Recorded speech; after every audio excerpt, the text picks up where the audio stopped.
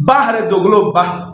भारत के नागरिकों को कहा जाए कि भारत छोड़ के चले जाओ तो ताली, और भारत के नागरिकों को ही कहा जाए कि तुम भारत छोड़ के चले जाओ तो फिर गाली।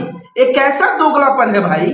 मैं आप सभी को बताना चाहता हूं, जेएनयू कैंपस में लिखा था ब्राह्मण और बनिया भारत छोड़ो या भारत से बाहर जाओ, इस तरह लिखा हुआ जेएनयू से पकड़ा गया है।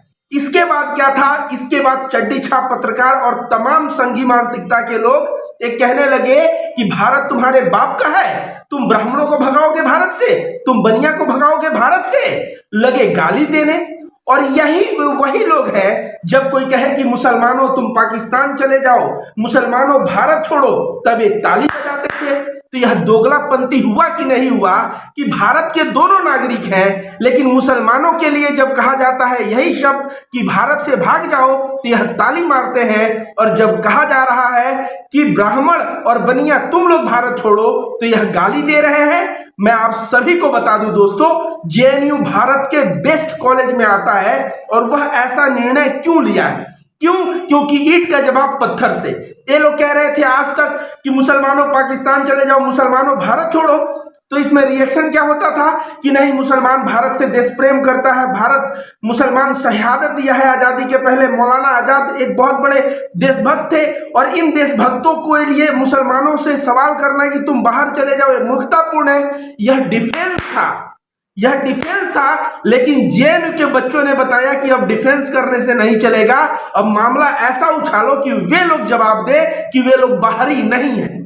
क्या ब्राह्मण मनुवादी सोच के लोग, आप दयानंद सरस्वती ले लें या किसी से भी कोई भी इतिहासकार के बारे में पढ़ेंगे तो बोला है कि यूरेशिया से आए थे कि नहीं।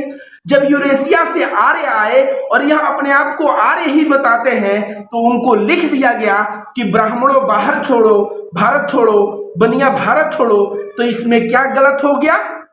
अगर मुसलमानों को कहते हो भारत छोड़ो तब तुम्हें लगता है कि यह गलत नहीं है, तो ब्राह्मण को कहा जा रहा है भारत छोड़ो तो भी यह गलत नहीं है।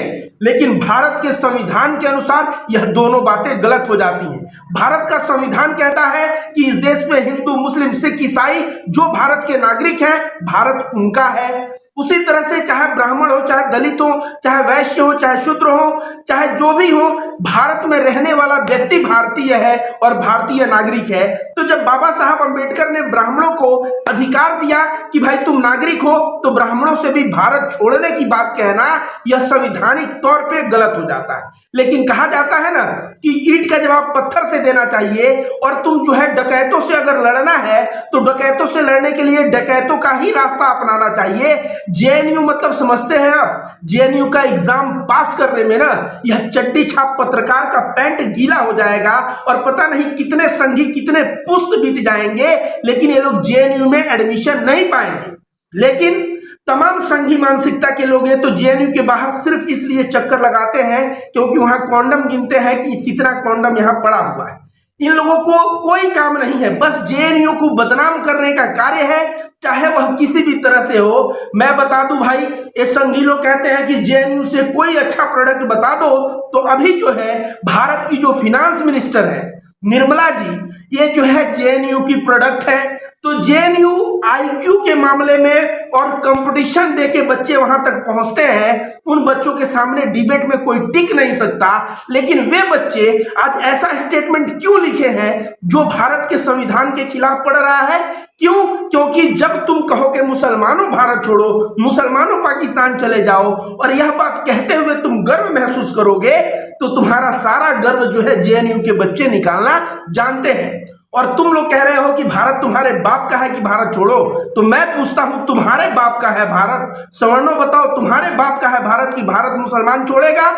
भारत मुसलमान कदापि नहीं छोड़ेगा, क्योंकि भारत पे मुसलमानों का जो है यहाँ बाबा साहब अंबेडकर के द्वारा दिया हुआ उनके पास नागरिकता है, और कुत्ते की तरह भौंकने से कि ये पाकिस्तान चले जाए। पाकिस्तान क्यों जाए? जब भारतीय मुस्लिम भारत पाकिस्तान बंटवारा होने के बाद इन्होंने चूज किया कि हमें भारत में रहना है, तो तुम्हारे बाप का देश है कि ये पाकिस्तान चले जाए?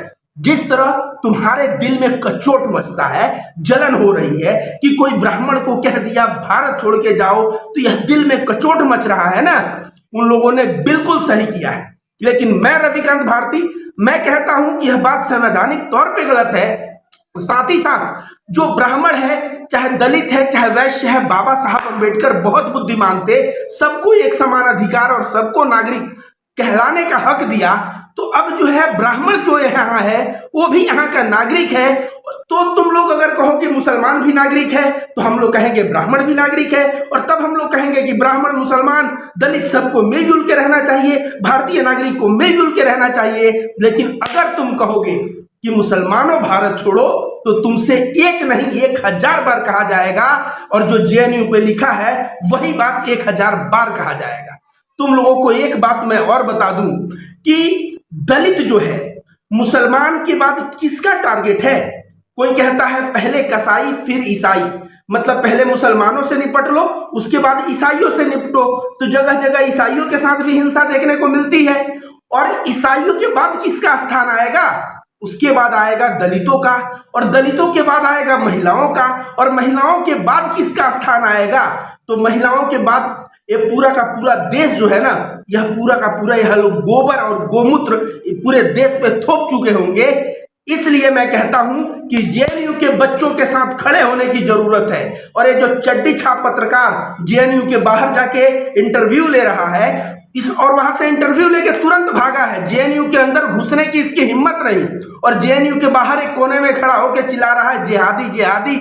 अरे भाई, तू है जिहादी, तू है जिहादी। अगर तू कहता है जिहादी का मतलब आतंकवादी होता है, तो असली आतंकवादी मानसिकता को परोसने वाला अपने न्यूज चैनल, अपने फेसबुक पेज के माध्यम से एक चड्डी छाप पत्रकार करता है कि नहीं? तो उस हिसाब से ये हुआ जिहादी। और लेकिन इसके पास मैं कह रहा हूं ना, इनकी फटती बहुत तेज है। जेएनयू के अंदर जाते हैं तो जेएनयू के बच्चे ना आर पार के लिए आवाज उठाते हैं, जाके उनके नारा सुनिए। अगर एक चड्डी छाप खड़ा हो जाए और जेएनयू के बच्चे कहीं नारा लगा रहे हो ना, इसका कान का पर्दा फट जाएगा।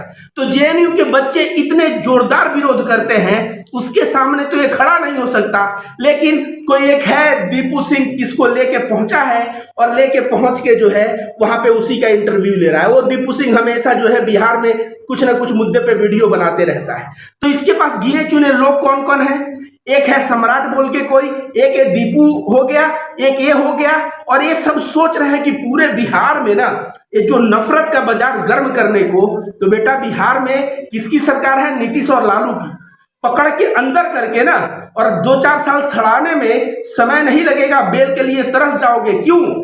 क्योंकि भारत का जो न्यायपालिका है, यह न्यायपालिका इस तरह के कृत्य करने वाले लोगों को कदापि बेल नहीं देगा। और इसलिए बेल नहीं देगा क्योंकि बाहर आएंगे फिर कुछ ना कुछ नफरती एजेंडा चलाएंगे। तो बेटा सुधर जाओ, और इस तरह जेएनयू के बच्चों को टारगेट करना बंद करो। और नहीं तो जेएनयू के किसी बच्चे से खड़े होके कहीं बोलो खुले मंच पे, मैं व्यवस्था करवाता हूं डिबेट करना, और डिबेट में टिक जाओ। कन्हैया कुमार है ना जेएनयू का, वो भी बिहार का है, बिहार का बेटा है। रवीश कुमार देखो, रवीश कुमार जो है बिहार का लाल है। आज तक रवीश कुमार के ऊपर चड्डी छाप पत्रकार ने कुछ बोला नहीं बोला। क्यों नहीं बोला? क्योंकि जो अंजना ओम गोदी का जो चक्कर लगाएगा, जो जिसके लिए अंजना ओम गोदी भगवान होंगे, गोदी मीडिया का कार्य करेगा सोशल मीडिया से, उस व्यक्ति से रवीश कुमार जो चंपारण का ही है, और रवीश कुमार का नाम सोचिए, 2 दिन में 2 मिलियन सब्सक्राइबर। ये तो कम से कम रगड़ा है, 4 साल तब जाके इसके सब्सक्राइबर हुए हैं। 2 दिन में 2 मिलियन सब्सक्राइबर रवीश कुमार के, और पूरे विश्व पटल पे रवीश कुमार की चर्चा है। लेकिन बिहार के इस लाल को, इस सन ऑफ नागपुर, नागपुर का जो औलाद है, ये जो है इस बात को थोड़ा सा भी नहीं बोलेगा कि रवीश कुमार अच्छे थे। क्यों? क्योंकि यह चाटुकारिता करता है। और किसका चाटुकारिता करता है? जिसका दलाली खाया है। आप सभी समझ रहे हैं किसका दलाली खाया है। तो बेटा तुम लोगों को मैं कहूंगा ना कि जेएनयू के बच्चों के सामने 2 मिनट तो टिक नहीं सकते, अंदर जाके एक वीडियो तक नहीं बना सकते, कोने में वीडियो बना के भाग लेते हो, और तुम लोग कहते हो कि जेएनयू के बच्चों ऐसे कैसे कह सकते हो, तुम्हारे बाप का देश है। तो उनके बाप का देश नहीं है तो समझ लो कि तुम्हारे भी बाप का देश नहीं है कि तुम किसी को कह दोगे कि तुम जिहादी हो और तुम विदेश चले जाओ, तुम पाकिस्तान चले जाओ। बात समझ में आ गई होगी। और नहीं समझ में आई होगी तो रविकांत भारती अभी बना हुआ है, ऐसा ही डोज तुमको प्रत्येक वीडियो के माध्यम से तुम नफरतबाजों को देता रहेगा।